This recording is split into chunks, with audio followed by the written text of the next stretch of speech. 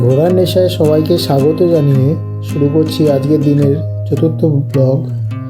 হংসেশ্বরী মন্দির দর্শন সম্পূর্ণ করে এখন চলেছি কল্যাণী এক্সপ্রেসওয়ে ধরে।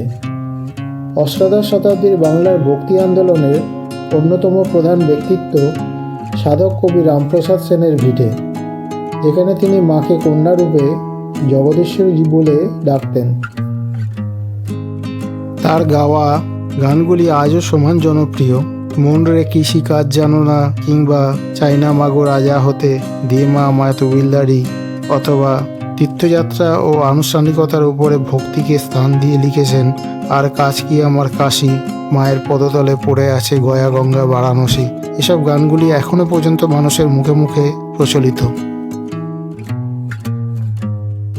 রামপ্রসাদের জীবন সংক্রান্ত নানা বাস্তব ও অলৌকিক কিংবদন্তি আপামর বাঙালির ঘরে ঘরে প্রবাদ বাক্যের মতন প্রচারিত। অনেক দিনের মনের বাসনা এই ভক্ত কবির ভিটায় মাথা ঠেকানোর আজ পূর্ণ হতে চলেছে। স্বভাবতই মনের উৎফুল্লতা এক অন্য লেভেলের। রামপ্রসাদ সেন জন্মগ্রহণ করেছিলেন 1718 অথবা 1723 খ্রিস্টাব্দে মাতুলালয়, হুগলির গরলগাছায়। এক বৈদ্য ব্রাহ্মণ পরিবারে তার জন্ম। বাল্যকাল থেকেই কাব্য রচনার প্রতি তার বিশেষ আগ্রহ ছিল।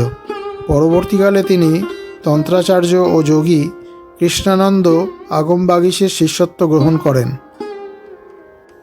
বাংলার ঐতিহ্যবাহী লোকসঙ্গীত ধারা বাউল ও বৈষ্ণব কীর্তন সুরের সঙ্গে ভারতীয় শাস্ত্রীয় সঙ্গীতের রাগরাগিনী মিশ্রণে তিনি এক নতুন সুরের সৃষ্টি করেন, যাকে রামপ্রসাদী সুর বলা হয়। এই সুরে রবীন্দ্রনাথ থেকে নজরুল সহ বহু সঙ্গীতকার গান রচনা করেছেন। রামপ্রসাদের পিতা রামরাম সেন ছিলেন আয়ুর্বেদিক চিকিৎসক।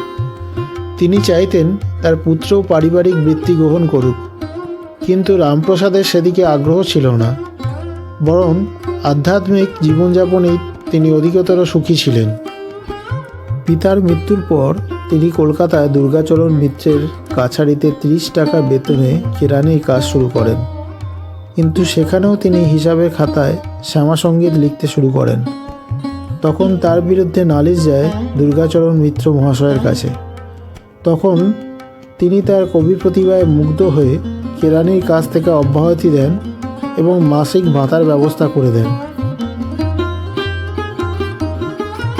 গ্রামে ফিরে রামপ্রসাদ কঠোর সাধনায় মগ্ন হন। জানা যায় এই সময়ে তিনি আকণ্ঠ গঙ্গাজলে নিমজ্জিত অবস্থায় শ্যামা সঙ্গীত গাইতেন। তান্ত্রিক প্রথা অনুযায়ী এক পঞ্চবটী তলায় পঞ্চমুণ্ডির আসনে বসে তিনি ধ্যান ও সাধনা করতেন। লোকবিশ্বাস দেবী কালী আদ্যাশক্তি মহামায়া রূপে তাকে দর্শন দিয়েছিলেন। সেই পঞ্চবটী এখনও বিদ্যমান এই মন্দির চত্বরে। আমরা যখন রামপ্রসাদের ভিটে পৌঁছালাম তখন সন্ধ্যার আরতির সময়। আমরা বসে মায়ের আরতি দেখে প্রসাদ গ্রহণ করলাম।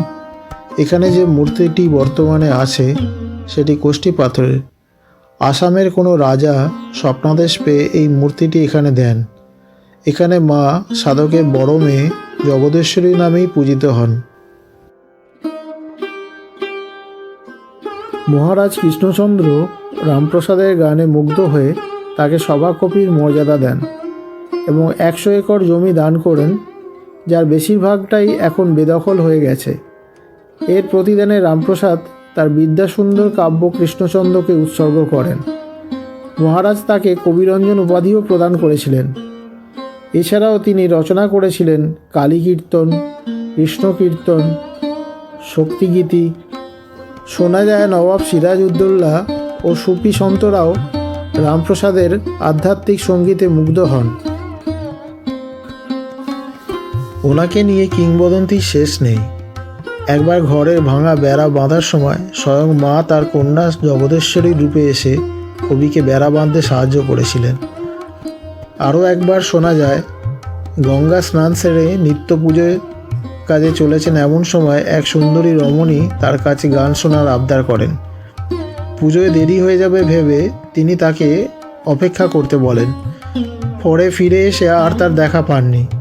পরে তিনি ধ্যানে বসে এক দিব্য জ্যোতি দর্শন করেন এবং দেবী কণ্ঠে শোনেন, আমি অন্নপূর্ণা বারাণসী থেকে তোর গান শুনতে এসেছিলাম, কিন্তু হতাশ হয়ে ফিরে যাচ্ছি। রামপ্রসাদ নিজের উপর ক্রুদ্ধ হন এবং তখনই দেবী অন্নপূর্ণাকে গান শোনাবার মানসে কাশীধাম যাত্রা করেন। কিন্তু পথেই ত্রিবেণী সঙ্গমে এসে দিব্য জ্যোতি দর্শন করেন এবং দেবী কণ্ঠে শুনতে পান, এখানেই আমায় গান শোনা, আমি সমগ্র জগৎ চলাচলে অবস্থান করি। এই হচ্ছে স্নানের ঘাট, যেখানে সাধক আকণ্ঠ জলে দাঁড়িয়ে শ্যামাসঙ্গীত গাইতেন, আর এই ঘাটেই হয়েছিল তার সলিল সমাধি।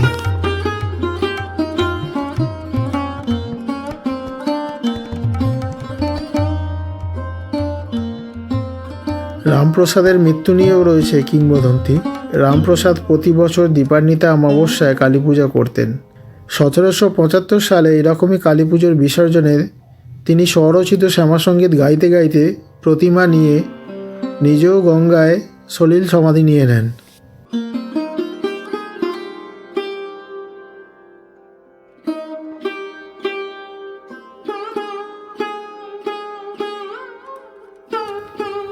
এটা দেখে চললাম নৈহাটির বড়মার দর্শনে।